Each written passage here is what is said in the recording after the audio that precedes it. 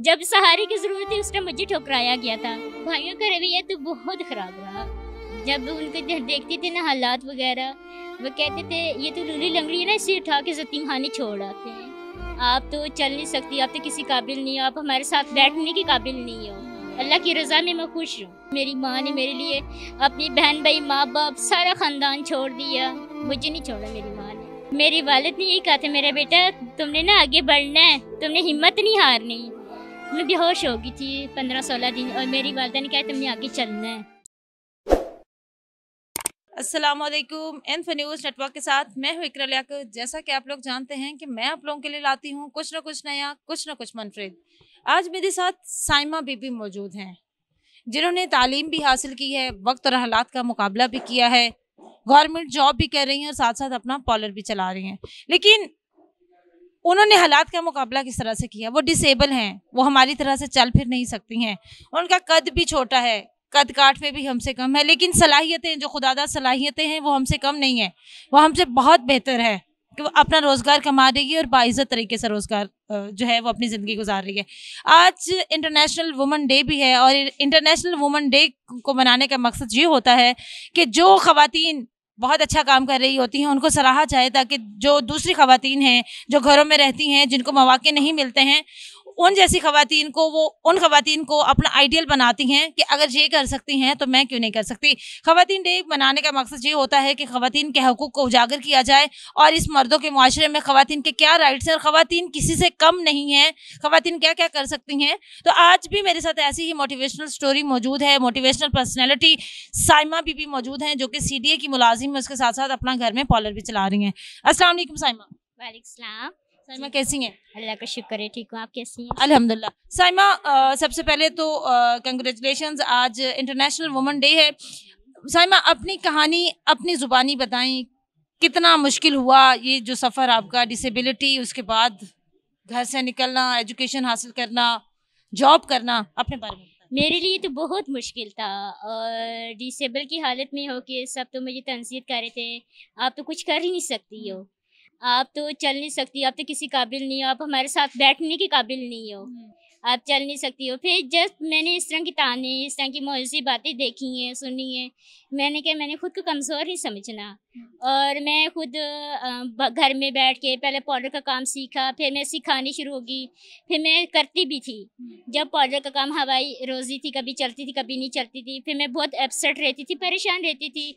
ज़ाहिर सी बात है, मेरे वालिद साहब बीमार है, ब्लड फेफड़ों के कैंसर के मरीज़ हैं और फिर मैं खुद जॉब की इंटरव्यू दिया और लेटर आया, फिर मैंने जॉब की है और उसके बाद मैं व्हीलचेयर बाइक भी रखा हुआ है, अपनी बाइक पे आती जाती भी हूँ और इसलिए फिर मैंने कहा मैं खुद को नहीं कमज़ोर समझूंगी, मैं हर हालात का सामना करूंगी। सर मैं ये बताएं, ये जो डिसेबिलिटी है ये कुदरती तौर पर बचपन से है या किसी बीमारी की वजह से? नहीं, ये मुझे बाद में हुआ था, जब मुझे टाइफाइड बुखार हुआ उसके बाद मेरी ये हड्डियों के फ्रैक्चर होने शुरू हो गए थे और काफ़ी ट्रीटमेंट इलाज भी चलता रहा और उसके बाद जब इलाज डॉक्टर ने कह दिया नहीं चल सकती अब, तो अल्लाह की मर्ज़ी है, मुझे अपनी अल्लाह की रज़ा में मैं खुश हूँ।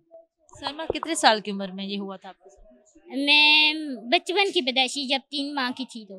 अच्छा, 3 माह की थी तो आपको टाइफाइड हुआ, उसके बाद जी। मतलब जब आप 1 साल की हुई, 2 साल की हुई, बच्चे खेलते कूदते तो क्या महसूस होता था? क्या कैफियत खुद होती थी? महसूस होता था कि काश मैं भी चलने वाली होती, मैं भी इनके साथ खेलती, जैसे ये बैट बॉल खेल रहे हैं, जैसे ये क्रिकेट खेल रहे हैं, मैं भी खेलती और इनके साथ खड़ी होती, या जब मैं खड़ी होने की काबिल होती तो मैं अपने माँ बाप के लिए भी कुछ करती या दूसरी फैमिली के लिए भी किसी के लिए कुछ कर पाती।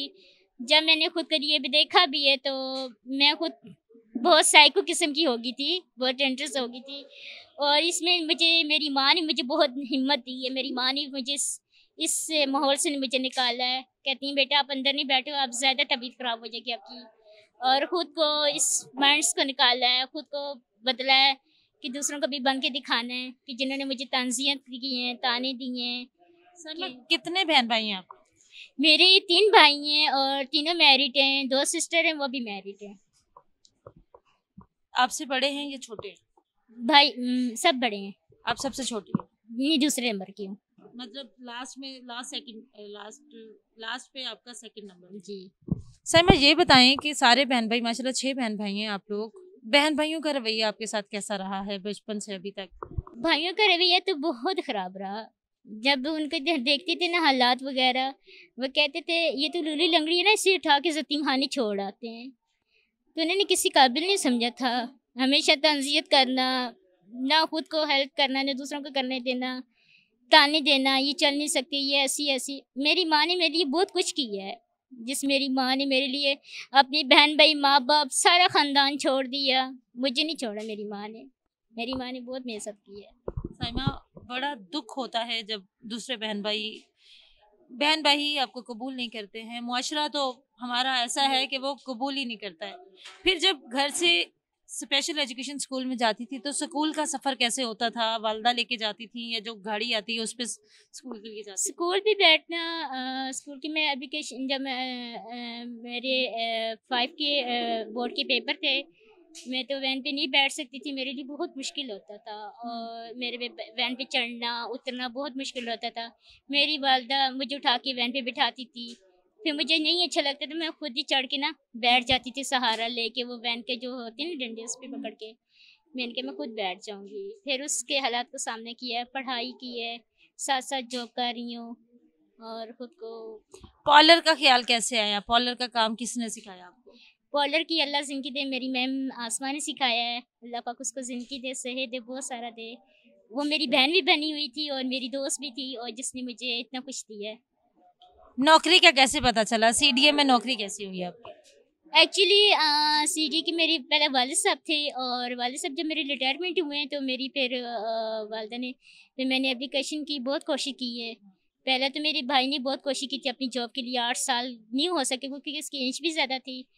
और फिर मेरी वालदा ने बहुत भाग दौड़ की है तो मैं हो गई। आज जब वो वक्त देखती हो कि तुम में किसी भी चीज़ के लिए बहन भाई ताने देते थे, आज तुम माशाल्लाह खुद कमाती हो, अच्छा कमाती हो, आज कैसा लगता है? आज बहन भाइयों का रवैया कैसा है?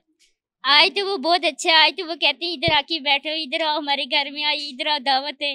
पर जब मैं माजी की गुजरा हुआ वक्त नहीं भूलता। जब मैं पिछला बात ये वक्त याद करती हूँ ना, मैं कहती हूँ नहीं ये तो वही थे ना जो मेरे साथ कैसा रवैया और कैसा बिहेवियर इनका यूज़ हो रहा था। आज मैं इन पे कैसे करूँ। जब इंसान इंसान में हर कोई भी इंसान परफेक्ट नहीं है, कोई भी कमी जो होती है वो अल्लाह की तरफ से होती है, इसमें इंसान का कोई कसूर नहीं होता। तो ये मुआशरा हमें क्यों नहीं कबूल करता है? इसका आपने तो खुद से इस चीज़ को महसूस भी किया, खुद फेस किया, तो आप अपना एक्सपीरियंस शेयर करेंगे? जब अपने नहीं कबूल करते हैं तो माशरा तो फिर करेगा ही ऐसे।